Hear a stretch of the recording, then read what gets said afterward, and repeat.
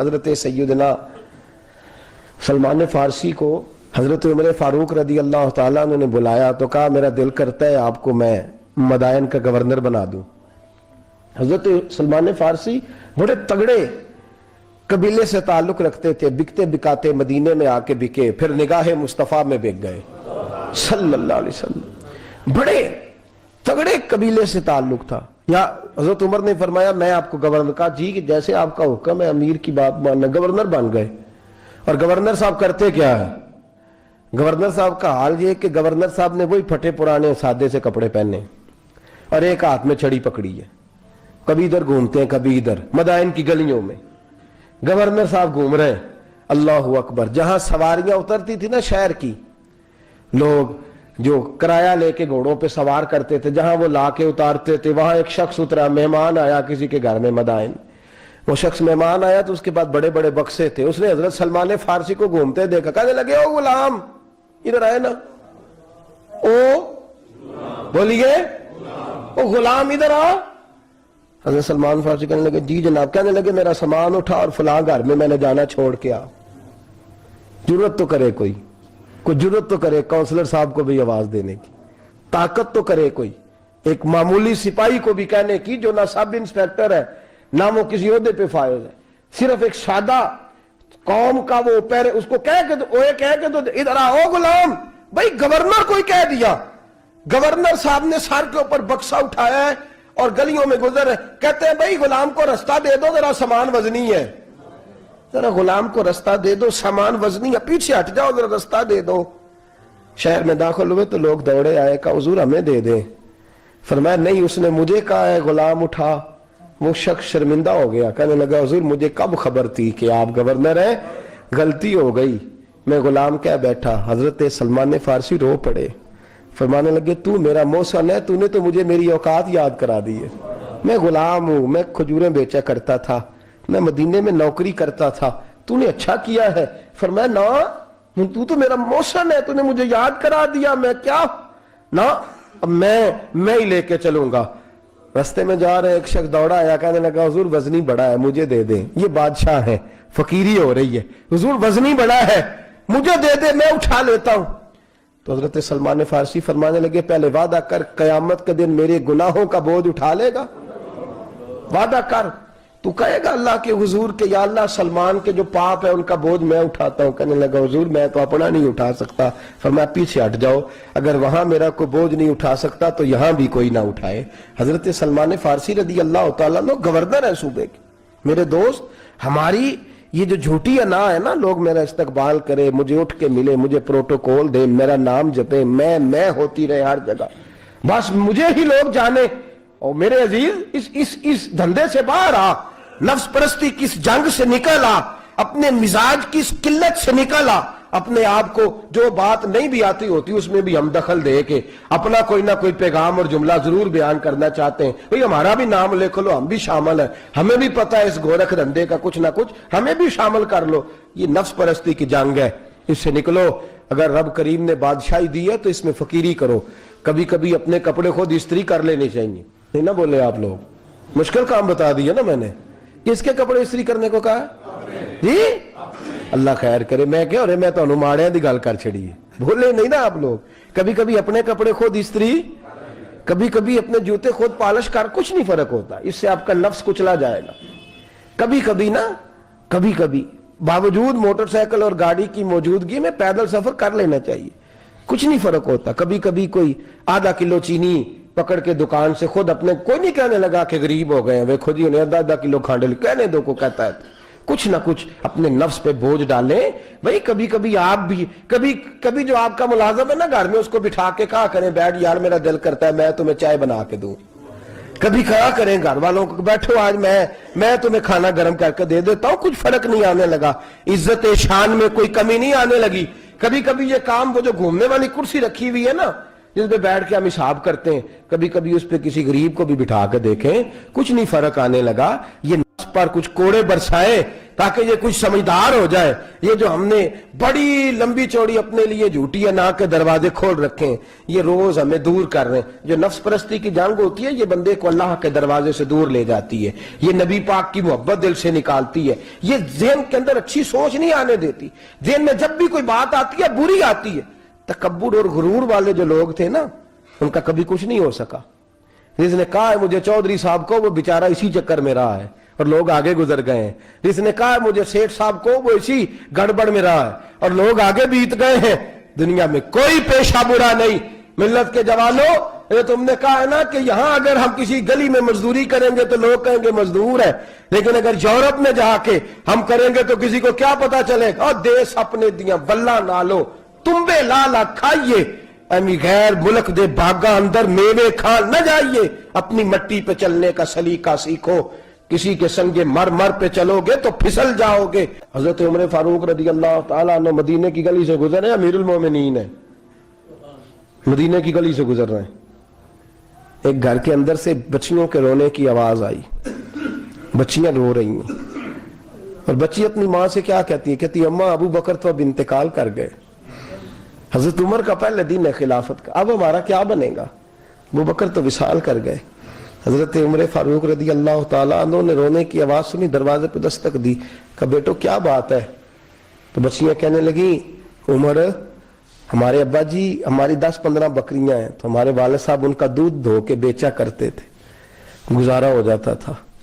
جس دن ابا جی فوت ہوئے تو اس دن سے لے کر ابو بکر صدیق روز عصر کے بعد آیا کرتے تھے, ہماری بکریوں کا دودھ دھو کے دیتے تھے, کچھ ہم پیتی تھی, کچھ بیچ لیتی تھی, گزارا چلتا تھا. جس دن ابو بکر صدیق خلیفہ بنے تو ہم نے جا کے کہا ابو بکر اب کون دودھ دھوئے گا؟ تو سیدنا صدیق اکبر رضی اللہ تعالیٰ عنہ نے فرمایا بیٹے پہلے تو میں مرضی سے خدمت کرتا تھا, اب تو مصطفیٰ کی امت کی نوکری میری ڈیوٹی بن گئی ہے, تو میں آؤں گا. بچیاں رو رہی ہیں, حضرت عمر کو بتاتی ہیں, کہتی ہیں ابو بکر چلے گئے ہیں تو ہم پریشان ہیں, یتیم ہیں, لاوارث ہیں, بھائی کوئی نہیں, کون آئے گا, کون دیکھ بھال کرے گا؟ حضرت عمر فاروق گھٹنوں کے بل زمین پہ بیٹھ گئے, ان چھوٹی چھوٹی بچیوں کو سینے سے لگایا, فرمانے لگے میں ابو بکر کا کیا کروں, میرے لیے رستے بڑے مشکل کر گیا ہے. میں اس کے کس بادشاہ وقت ہو کے وہ غریبوں کے گھروں میں آ کے ان کی بکریوں کا دودھ بھی دوتا تھا, امیر المومنین ہو کے یہ رنگ بھی تھا. فرمایا بیٹیوں فکر نہ کرنا, جب تک عمر زندہ رہے گا, عمر آتا رہے گا, یہ نوکری کرتا رہے گا.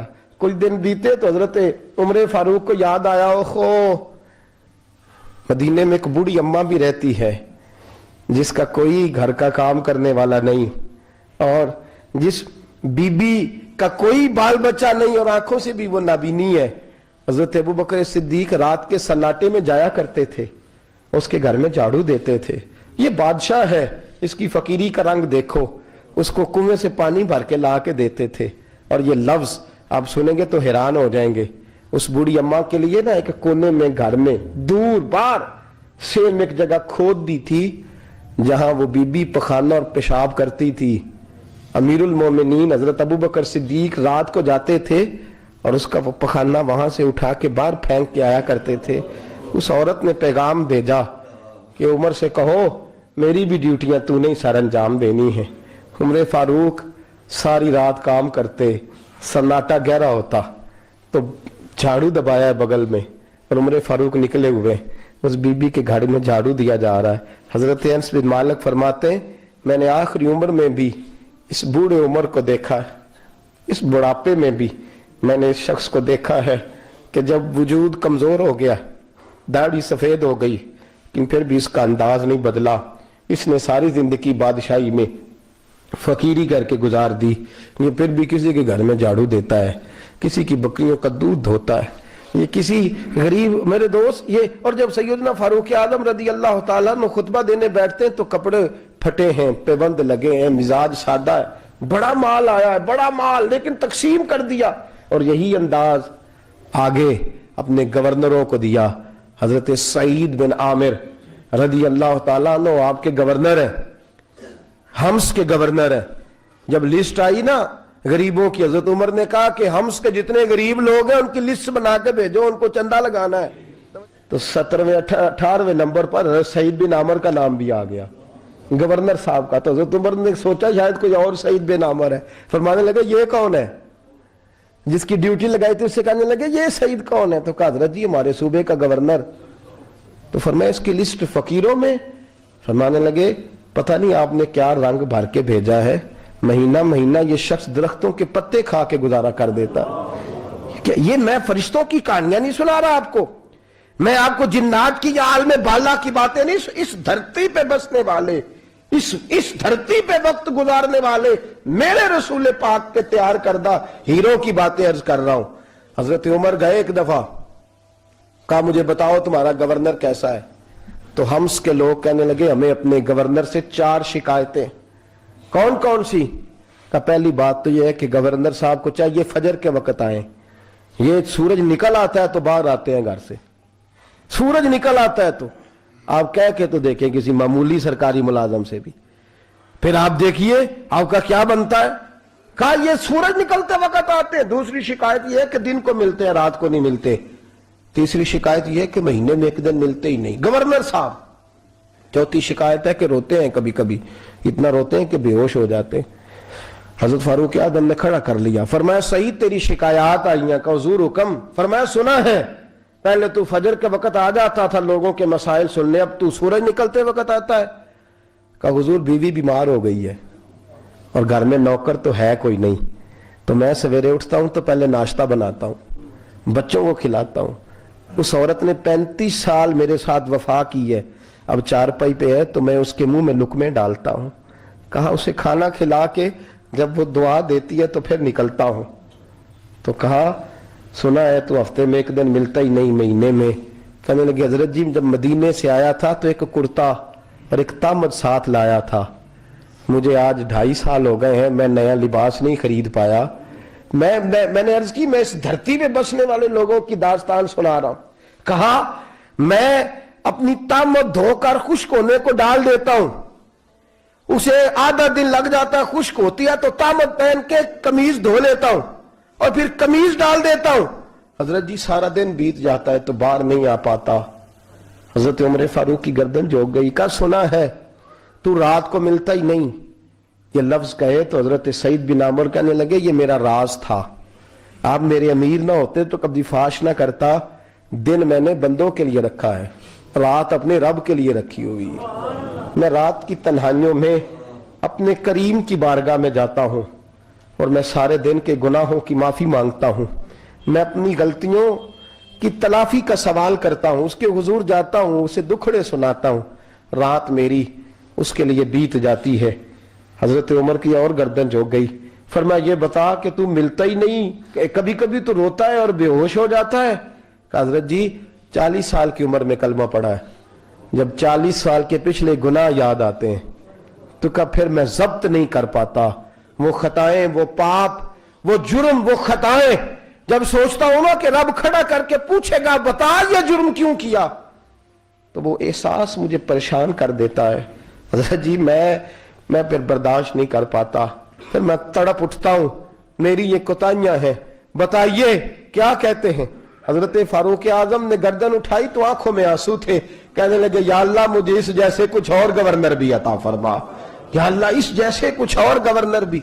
अजीजों अपना हाल क्या है। मुल्क शाम जब फतह हुआ तो हजरत साद बिन अबी वकास रदी अल्लाह ताला अन्हु कहते हैं कि कुछ लोग मुझे कहने लगे कि हम आपसे मामला तय नहीं करेंगे, हम जजिया देंगे, टैक्स देंगे, इस्लामी हुकूमत के जेरे असर आएंगे, लेकिन आपसे मामला तय नहीं करेंगे, अपने अमीर को बुलाइए। तो हजरत सैयदना साद बिन अबी वकास कहते हैं मैंने खत लिखा। फरमाते खत लिखा हजरत उमर को, मैंने कहा जनाब आइए। जवाब में हजरत उमर ने खत में जवाब लिखा कि फलां दिन फलां तारीख फलां वक्त में मुल्क के शाम पहुंच जाऊंगा।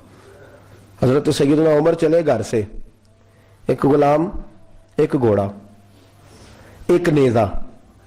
हजरत फारूक आजम ने कुछ खजूरें, खुश्क खजूरें, कुछ सिरका बांध के रख लिया रस्ते में खाने को।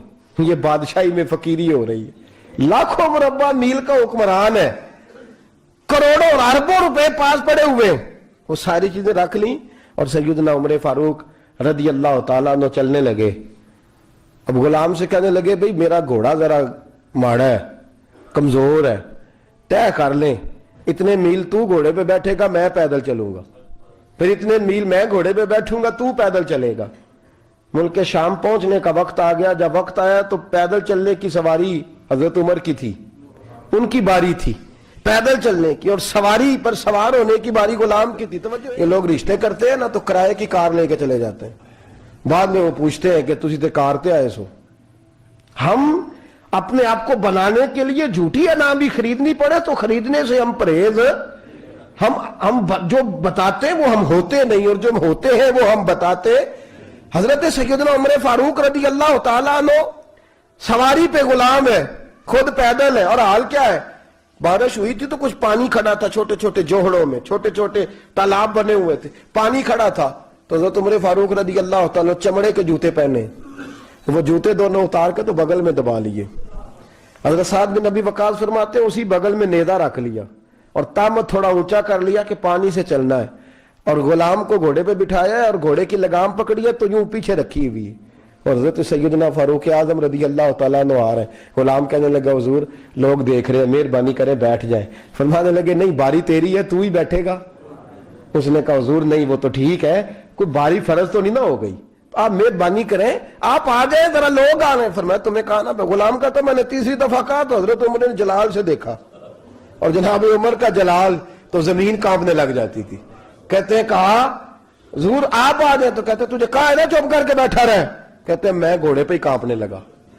गुलाम अब हजरत साद बिन नबी वकास कहते हैं सूरज गुरूब हो रहा था, शुआएं पानी में पड़ रही थी, हजरत उमर पानी से, मैंने गौर से देखा तो दौड़ा गया, जाके ना बच्चे नहीं मशवरा देते अब्बा जी को, अब्बा जी इंज नहीं करीदा दौर बदल गया जे, कहते मैं दौड़ा गया और जा करके हजरत सैयदना उमर फारूक को कहा हुजूर मेहरबानी करें, ठीक है आपकी दरवेशी से कौन आगाह नहीं, वजीर खड़े हैं, सफीर खड़े हैं, बड़े बड़े उमरा बड़े बड़े मुल्कों के हुक्मरान हैं, आप मेहरबानी करें ये तामत जरा नीचा करें और जूता पहन ले, अगर खराब हो गया तो अल्लाह नया भी दे देगा, और मेहरबानी करें जरा गुलाम को कहे नीचे आ जाए। हजरत उमर कहने लगे तुम्हें क्या तकलीफ है? कहा हजरत जी वो वजीर मशीर खड़े हैं, यहूदी है, ईसाई है, नजरानी है, वो बड़े बड़े मजाहब के बड़े बड़े मुल्कों के, आपका बड़ा नाम सुना है। हजरत सैयदना साद बिन नबी वकास फरमाते हैं मेरे साथ इतना तुर्श रवैया हजरत उमर का पहले कभी नहीं हुआ। कहते हैं माथे पे शिकन आया और कहने लगे तुझे तेरी मार होए, इन चार लोगों के लिए मैं अपने नबी का तरीका छोड़ दूं, इन चार दुनियादारों के लिए नबी पाक का तरीका छोड़ दूं। फरमाने लगे सर से पगड़ी उतारी हजरत उमर ने जलाल में, फरमाने लगे मेरे सर पे जो बाल है ना ये मुझे किसी दुनियादार ने नहीं दिए, ये सारी इज्जतें मुझे आमिना के लाल ने अता फरमाई है, और मैं उन महबूब का तरीका इन चार लोगों की खातिर छोड़ दूं। फरमाया कुरान कहता है इन्नल्लाह यामुरु बिल अदल वल ihsan, जब मैंने खुद अदल का तकाजा ये रखा है कि कभी वो बैठेगा कभी मैं बैठूंगा, बारी यूज किया तो मैं कैसे बैठ जाऊं। हज़रत साद बिन नबी वकास फरमाते हैं उसी दरवेशी में सलाम उस पर के जिसने बादशाही में फकीरी की, कहते हैं उसी दरवेशी में हजरत उमर पहुंचे तो जो पहले डरा करते थे जब हजरत उमर आए तो उन्हें कामते भी देखा, रोब और बढ़ गया, उनके दिलों के अंदर हजरत उमर का दबदबा और बढ़ गया, और मेरे कानों में कहने लगे साद पहले सुना था लेकिन दुनिया साची कहती है जो हाल मोहम्मद और मोहम्मद के गुलामों का है सल्लल्लाहु अलैहि, वो दुनिया में दूसरा कोई हासिल कर सकता। आज हमारे प्रोटोकॉल, हमारे दबदबे, हमारी अना परस्तियां, हमारे दावे, हमारे तरीके, खुदारा अपनी जिंदगी में तब्दीली लाएं।